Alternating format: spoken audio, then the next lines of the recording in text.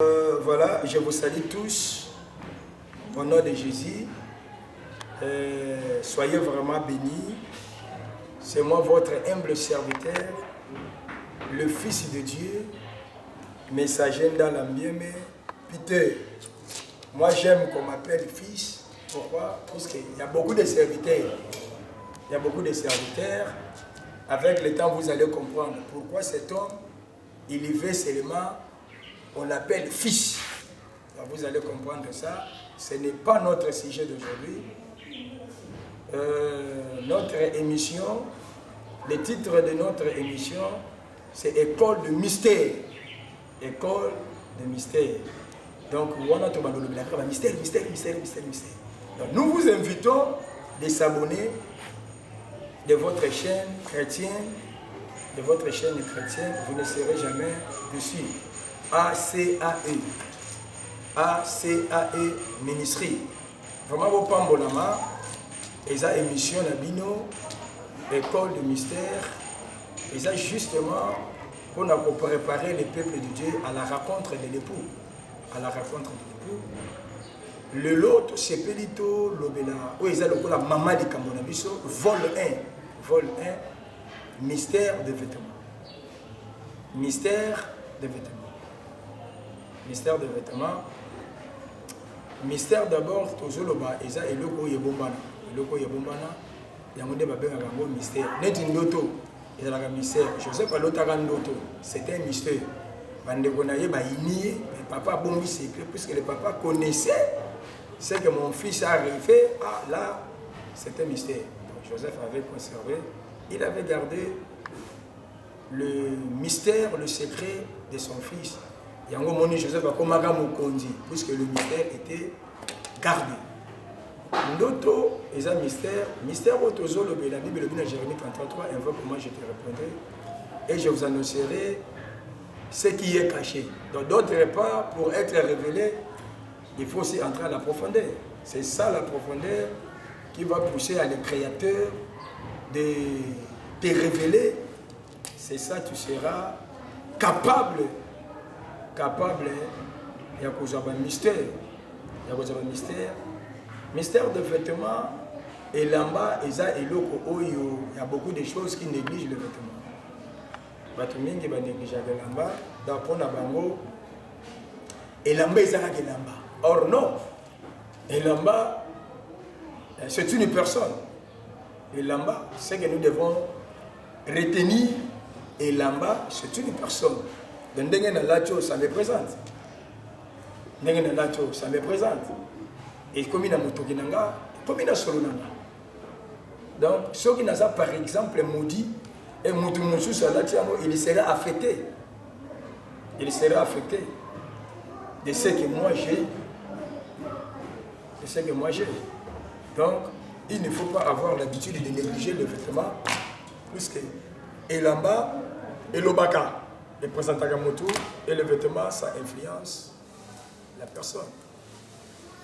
Donc, mon exemple, il y a David, dans la critique de la Bilo, justement, et c'est là que Saoul a passé la main.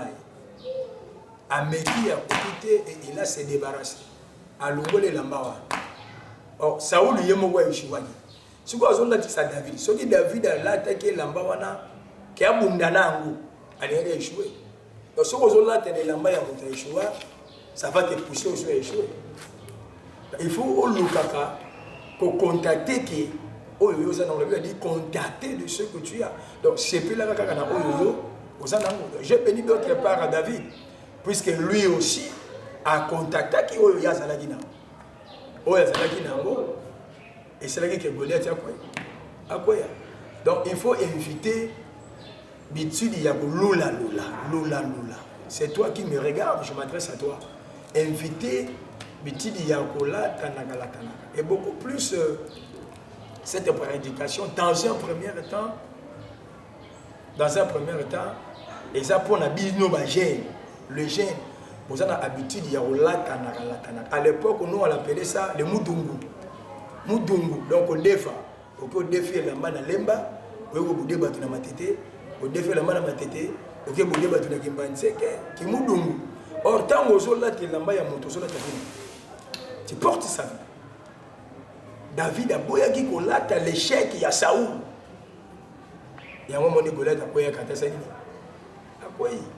donc, c'est un conseil gratuit pour tous les gens la paix de Dieu, même aussi nous les hommes, nous vous les femmes. Vous vous rappelez d'habitude, il y a un ok, maman Kingani, sœur Kingani. Non. Donc, ce qu'il y a à maudit, malédiction, et quoi affecter yo. Puisque là-bas, c'est que nous devons retenir et présenter la vie à nous et à tout. Le vêtement influence l'homme. Baptimé, à l'attaque là-bas, on a manteau. Manteau influence qui a senga. Il demandait chaque jour. Aïe à sengi, lobby à sengi. Mais le jour où Baptimé avait décidé d'enlever le manteau, c'est le même jour que Baptimé avait eu le miracle. Donc, sans t'éter à l'ongole lamba, mais Baptimé a été camoté. Il y a des gens qui font l'ongole pour mon délivrance, pour mon miracle, pour mon gloire, pour se retrouver, les balayés. On suit l'auto aux zola, tu es totalement limité, bloqué. Donc, je m'adresse à toi qui me suis. Tu fais dans la Bible, que la Bible nous parle, que la Bible nous parle. C'est Genèse, chapitre 27, verset 15, et tu sautais 15, tu t'engueules sur 27, je lis la parole au nom puissant de Jésus. Ensuite, Rebecca prit le vêtement d'Ésaü, son fils aîné, les plus beaux qui se trouvaient à la maison, et elle le fit mettre à Jacob, son fils cadet. Deuxième verset, c'est toujours Genèse 27 à 27. Jacob s'approcha et le baissa Isaac sentit l'odeur de ses vêtements. Puis, il le bénit et dit, voici l'odeur de mon fils, comme l'odeur d'un chat que l'Éternel a béni.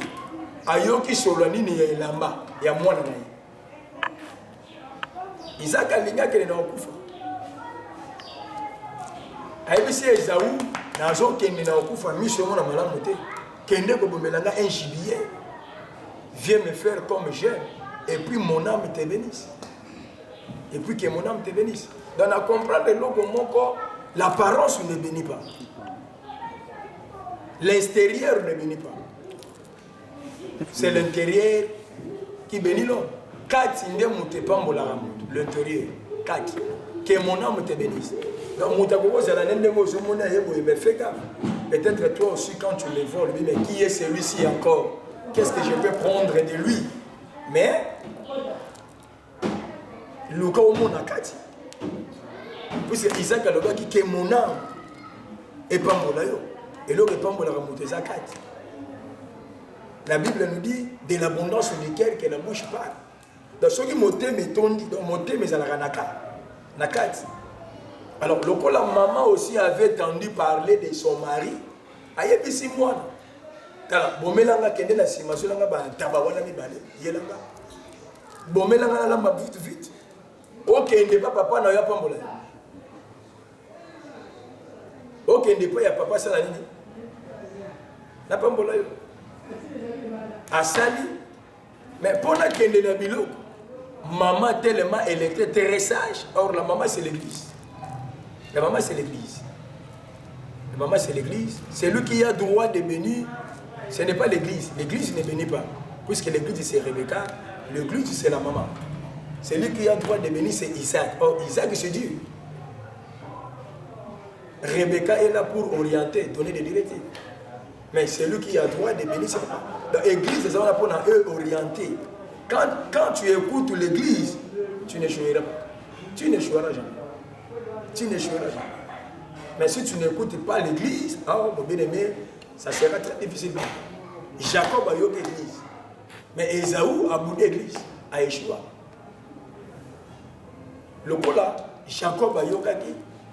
A joué l'amba, maman, continue a joué l'amba, il y a son fils aîné, a pris le cadet. Tant que le cadet a dit, ton fils, il s'est présenté maintenant son grand frère. Or, selon Isaac, c'est lui qui était destiné d'être béni. Ce n'était pas Jacob, c'était Ésaü. Donc, pour ravir la bénédiction d'Ésaü, il faut porter son vêtement. Il y a mon maman là qui s'est là-bas. Oh, je bénis Dieu pour cette sagesse de Rebecca. Tant que vous êtes là-bas, le dit papa, voilà la nourriture, mange, et puis que ton âme me bénisse. Et puis il n'y a pas Moulaki. Après avoir coupé Moulaye, tant que vous avez c'est trop tard. Mingi de l'obazor pour échouer dans la vie est commis trop tard, puisque à ce qui l'amba n'a pas ça qui voisin, à ce qui l'amba n'a pas ça qui camarade. Et ça dans un moment où il y a bien pire à la gâte, pire à comment pireté. Moninga madame Osaye, Osaye. Et l'amba oh yo zola, ce qui moutonga aza maudit, d'office tu portes sa malédiction. Tu portes sa malédiction. Nous parlons sur le mystère des vêtements. Le vêtement, ça identifie la personne, le vêtement parle. Et le vêtement, c'est la personne. Donc, tant que vous avez l'amba ya mouto, vous avez Jacob, tant que vous avez l'amba Esaou, vous avez pambolé dans la destinée la vie à Esaou. Si vous avez l'amba, vous avez Sarabatou, vous avez étoile, il n'est pas battu. Avenir n'est pas battu, destinée n'est pas battu. Tant que vous crucifiez Jésus, les soldats, vous avez un tirage au sol. Et là-bas, le vêtement. Puisque le vêtement de Jésus, sa vie, c'est le vêtement. Sa puissance, c'est incarné ici. D'abord, moi, s'il y a perte de ça, si je touche seulement ce vêtement, donc, tant que là-bas, une puissance est sortie. On a quatre là-bas, ils ont présenté dans ta vie. Ils ont là-bas, donc, quand tu négliges le vêtement, tu négliges d'office de ta vie. Donc, tant que tu as là-bas, tu as gradué, licencié. Peut-être que vous connaissez ça, ma famille. Ce n'est pas la famille, c'est toi que je m'adresse à toi, toi qui me regardes. Tu as l'habitude, il y a des en plus, fais gaffe. Fais gaffe. Peut-être que tu condamnes les parents, tu as l'habitude d'indexer. Oh, c'est mon papa qui m'a fait comme ça. Or, les papa, tu es yomoko. Mutuno makashi. Mutuno makashi. Les autres, tu te poses des questions, non, regarde bien ta vie, ton passé. David a beaucoup là de la maille. David a beaucoup là de la maille. Il y a Saoul, puis c'est Saoul a échoué. Donc, mon tour surtout a échoué dans la vie qu'on a de la maille. Il y a un Élisée, dans le but, où ils ont fait il y a un moment Élisée, tant qu'on a une double ponction, on a kanisa qui va pêcher ce qui mbongo, ce qui maloba, mais on dit qu'il est là et là-bas. Donc tant que vous avez là-bas, il y a mon toit puissant, d'office et toi aussi tu deviendras puissant. Donc tant que vous avez là-bas, mon toit béni, il n'y a pas encore béni. Tant que vous avez mon toit possédé, il n'y a pas encore possédé, puisque le vêtement est transmissible. Le vêtement est transmissible. Donc nous devons inviter Yaoulatanaka. Je ne prêche pas la haine, mais je prêche la prudence. La Bible nous dit, sois prudent comme le serpent. Nous devons être prudents. Je dis bien, nous devons être prudents.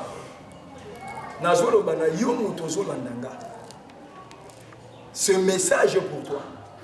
Cette exhortation est pour toi. Cette prédication est pour toi.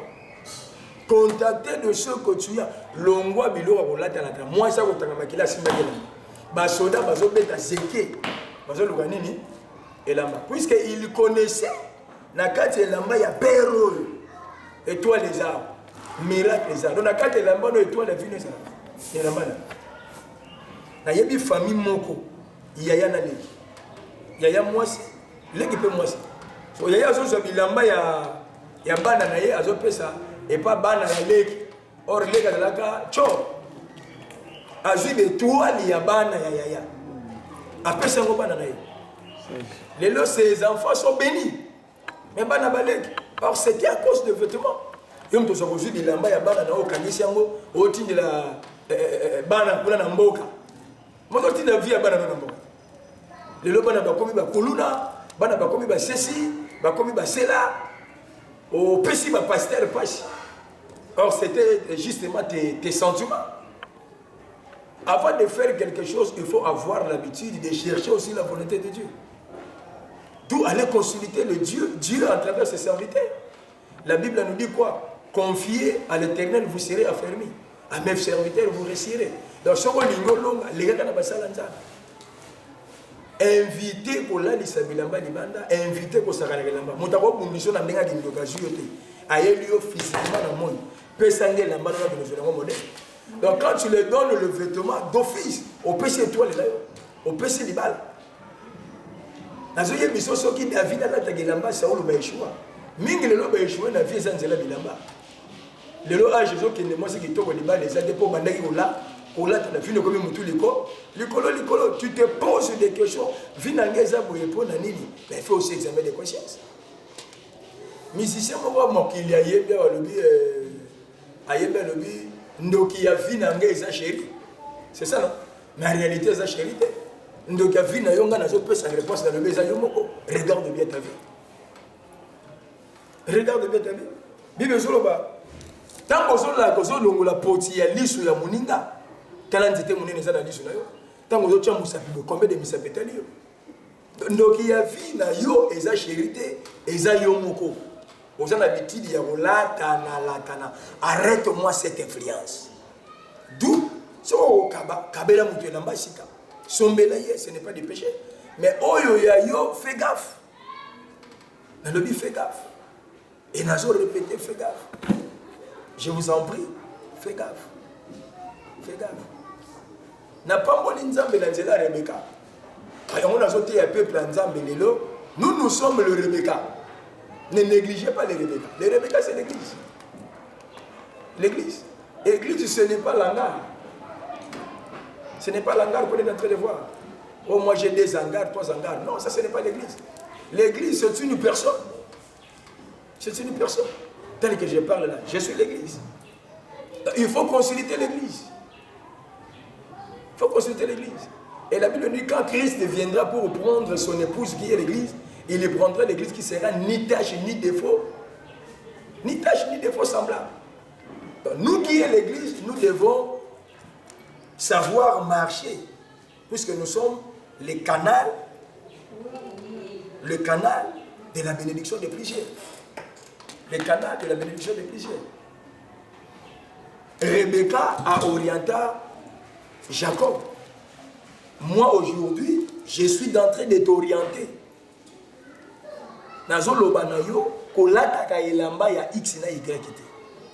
Ça va te compliquer la vie.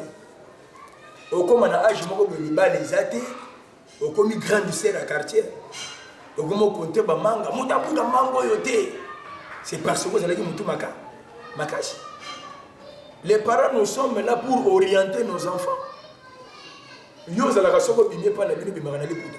Mais soko komi na kwekuna ozongisi liputa. Okibibi na mini. Donc pour toi ça te fait du bien. Mais fais gaffe. Et là-bas ça part, ça t'identifie. Ça influence ta vie. Ta bato bato ba lobi tala ndungo, tala monaso. Dis-moi maintenant, li ba le approcher de. Bato ba ko approcher yo, bato sens ya ilamba yo lati. Ya mona mibali balanda kweza mibali batayi bai. O bato bona mato. Bato bakanga basoki nde mibali balanda. Mobala zo tambola lokola mutu moko za boité mais il est pas boité. Et ça par rapport aux hommes bandindi bazo landa par exemple mangue ça par rapport à Solomon des outils. Quand le père avait senti l'odeur de vêtements que Jacob avait porté, c'était l'odeur des champs que l'Éternel a béni. Donc il a dégagé des choses. Solo et l'amba n'a eu des a ils ont béni de l'eau dans la vie.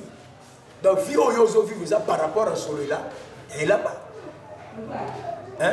Donc tu y es conduit par l'odeur de vêtements. Vie au yozo vivre. N'a pas lien, n'a pas niveau tout ça non. C'est par rapport à l'odeur. Nazo pas mon ami de nyonso. Vous avez béni, ils ont vol 1, vol 2 ali, vol 3 ali, vol 4 ali, vol 5 ali, ainsi de suite. Justement, nous parlons sur l'école de mystère, notre émission. Le titre de notre émission, c'est l'école de mystère. Donc nous avons beaucoup de mystères, tels que je peux aussi essayer à vous relater une partie de mystère encore sur le mystère des corps humains. Nous autres, on l'a dit. Nous autres autolates. Nous autres autolates. C'est un mystère. C'est un mystère. Le mystère du corps humain. Nous autres, c'est un mystère. Le mystère du corps humain. À bientôt, on parlera aussi de ça. Donc, nous autres, on est éternellement. Ils ont immortalité, ils sont mortels. Donc, ce qu'on coupe dans la maladie, on coupe dans la cécité, dans la cécité, il y a un organisme qui est en train de se faire. Il y a un monsieur qui est en âge, qui est en train de se faire. Mais ils ont un ennemi. L'organisme ne se fait pas, et pour faire maladie, nous avons l'ennemi, il y a un monsieur qui est en train de le mystère du corps humain. Donc, dès que la Bible nous dit en réalité, dans l'homme, c'est l'esprit. Donc, il y a un esprit. Esprit. Il y a un moment où c'est justement ton esprit. C'est l'esprit. Mais le corps est nini. Et là, dit. Donc, nous avons beaucoup de mystères, tels que le mystère du quartier. Nous avons le mystère de Pétémé, nous avons soufflé dans l'eau. Nous avons l'éclairage, tel que le mystère du quartier.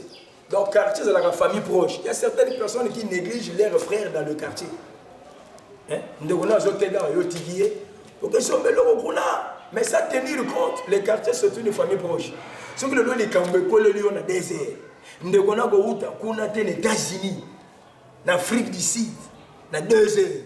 Alors répondre, nous devons répondre, c'est ton voisin. Dans les quartiers, c'est justement une famille. Donc, nous devons soigner des relations. On ne sait jamais dans la vie. Nous avons pas mon frère Patrice. Pour frère Patrice, bonjour. Au fond, effectivement, dans le quartier, il faut avoir l'habitude de saluer les uns et les autres. Mais dans le quartier, comment X Ndoki, Y qui c'est ci, Y qui c'est là. Voyez-vous? Or, à l'époque, il y a une chose qui est bien mise au Kabula Mapangonio. C'est comme ça. On connaît les sociétés. Nous parlons sur l'école de mystère. Mais moi, je suis basé sur le mystère des vêtements. Nalingiyo, Osana Jacob. Ne sois pas Esaü. Il était désobéissant. Désobéissant. Il y a un attaqué les pamboli. On a coopéré directement dans Nzam. Il coopéré directement dans Nzam. Est-ce que Dieu, il est fou d'établir ses serviteurs sur le monde? Fais gaffe. Fais gaffe. Ce n'est pas en veille à des églises. Ce n'est pas en veille à des pasteurs. Confiez-vous à mes serviteurs. C'est les pasteurs, les hommes de Dieu. Hein? Donc, Jacob a confié à qui n'a Rebecca. C'est là qui est église. Il y a c'est là qui est Alonga. Et là-bas, nayo, et à la moko, c'est pas la radam. Contacter de ce que tu as. Inviter l'esprit, il y a quoi envier. Après avoir comme on a eu. À quoi ça va produire? Quand il y a Y qui est une malédiction. Prenons un exemple de l'amba à Aman. Malgré il était général. Aujourd'hui, de l'amba naïe. Amanako va souffrir dans l'èbre. Dans le temps où il était l'amba aux yeux l'èbre. Il y a l'amba qui souffre dans l'èbre. Et où tu as l'amba? Mais l'amba là, c'est la vingt secondes. Aux yeux qu'on nous pousse là, donc spirituellement, on a une malédiction, on a un blocage, on a un toutou, on a un libabé, et troubler nos pévis, on a un sorcellerie. Puisque les habits sont transmissibles. C'est transmissible. Donc, quand vous êtes là, et ça, vous affectez. Tu es affecté. Il faut s'arrêter cette habitude. Nous sommes le chrétien. Un chrétien, il croit en Jésus. La Bible nous dit que Christ en nous, c'est l'expérience de la gloire. Aujourd'hui, je peux manquer, mais tellement je suis son fils, je suis condamné à persévérer et je sais que demain ça marchera. Parce que je suis chrétien. Je m'adresse à un fils de Dieu. Sois fils, ne sois pas un serviteur. C'est pour cela que vous remarquez, il y a des poissons par-ci, par-là. Puisqu'il n'y a pas de fils de Dieu, il n'y a que des serviteurs. Chacun de nous, il veut être au-dessus de X, au-dessus de Y. Après avoir. Non, sois un fils de Dieu. Sois un fils de Dieu, contacté de ceux que tu as. Invité à condamner le gens qui t'a établi juge pour condamner les autres. Invité. Contacté de ceux que tu as. Yo c'est là où ils ont si kaye azala na oya ceux qui passent en ganga, laissez-lui. Sois fils de Dieu, ne sois pas serviteur. Si tu es serviteur, tu dois beaucoup rater. Les serviteurs sont là. Les serviteurs sont là pour recevoir le salaire dans le fait du mois. Les serviteurs. Un serviteur travaille pour le salaire dans le fait du mois. Le serviteur. Il lui travaille pour le salaire. Mais le fils, il lui travaille.